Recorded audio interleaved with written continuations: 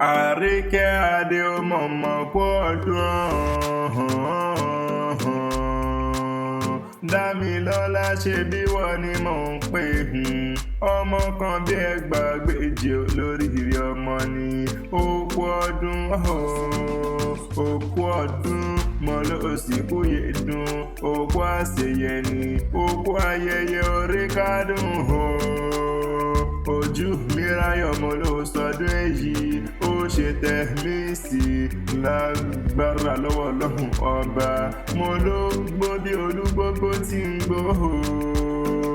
Àríkẹ́ ò wá gbó bí olúgbógbó tí ń gbó nílẹ̀ ayé. Ikú òjijì ò wá nípa ọ́. Ìwọ ò wá ní báwọn kú ní rèwerèwe.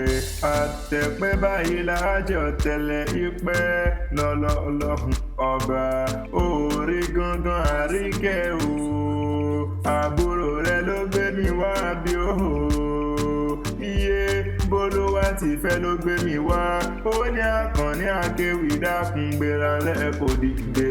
Wọ́n bá ń kẹ́gbọ́n hàn mí dáadáa. Ọmọ ìyá mi ni èèyàn pàtàkì tí mo bá ròde ni. Àmọ́lẹ́wà Àríkẹ́ lẹ́yìn ju ẹ̀ǹgẹ́. Wọ́n á lè wà tútù bí àdàbà ṣá ni mo pé ó bá ń kí o. Àdùnmáàdán arẹwà lóbìnrin ni. Ọmọ kan bí ẹgbàágbèje olórí ọmọ ní í ṣe. Bólúwá ti fẹ́ àbúrò rẹ ló pé wá mọ̀ kí ọkú ọdún. Adéníkẹ́ ni kò pẹ́ láyé kan ìkéṣe. Ó ní mọ̀ kí ọ wípé ó kú ọdún. Ọlámídé ló sì kú àṣeyẹ. Tèmítọ́pẹ́ náà ní mọ̀ kí ọ. Olúwa ṣì ń dára náà pé mọ̀ kí ọ dáadáa wípé ó kú ọdún. Ó láṣẹ ìsàmọ́dún wípé ọdún ayọ̀ ló sì mọ̀ ṣe lágbára lọ́wọ́ Ọlọ́run ọba. Ìlọ́wọ́ adélé àwọn bàbá rẹ̀. Àríkẹ́ jẹ́ àrèlé o.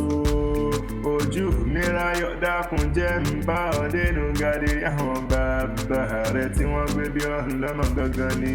Bẹ́bí wọn lọ́mọ wọn lódò gbòòlù. Mẹ̀bí wọ́n lọ mọ̀ jí kùtù pélé ọ̀rọ̀. Mẹ̀bí wọ́n lọ máa gbọ́ tẹ̀wọ́ lu. Ìwọ lọ máa gbé tún wọn ká níbi tí wọ́n ti ń gbé dáná ọ̀rọ̀. Àríkẹ́ adé. Mẹ̀bí wọ́n lọ máa tìdí aláṣejù pọ̀ mí gbóná. Mẹ̀bí wọ́n lọ mọ onílẹ̀ àtẹ̀ jẹ́jẹ́. Àjòjì àtẹ̀ gírígírí. Mẹ̀bí wọ́n lọ mọ olówó joyè méjì pọ̀. Ọ̀kan ni wọ́n ń bẹ́ ẹ̀kẹta ẹ̀bẹ̀. Òtòṣì jẹ́ ẹ̀kọ́ pẹ̀lẹ́bẹ́. Ìran bàbá rẹ̀ ní joyè méjì. Wọ́n á jolúwo wọ́n á já pènà.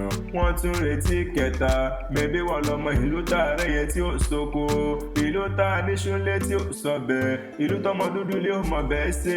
Ọmọ pupa tó kúkú mọ bẹ́ẹ̀ ṣe ò sí ilé bàbá rẹ̀ tí wọ́n gbé bí ọlọ́mọ gangan ni. Àríkẹ́ mo ló kú ọdún. Ojú mi ráyọ̀ mo ló sì kú àṣeyẹ. Dámilọ́lá ògo ló wá tébù wọ́tà. Ìwọ kò wá ní báwọn fọdún eléyìí ṣe mọ́ lágbára lọ́wọ́ Ọlọ́run ọba. Oúnjẹ tó bá rí ta ní nǹkan ewì kí ọlá tẹ̀ kan. Mọ̀ pé Adésínà lè fi ń jẹ́ Habibulahi tábà ń fẹ́. Àkànní Akéwì àgbáyé lórúkọ tèmi.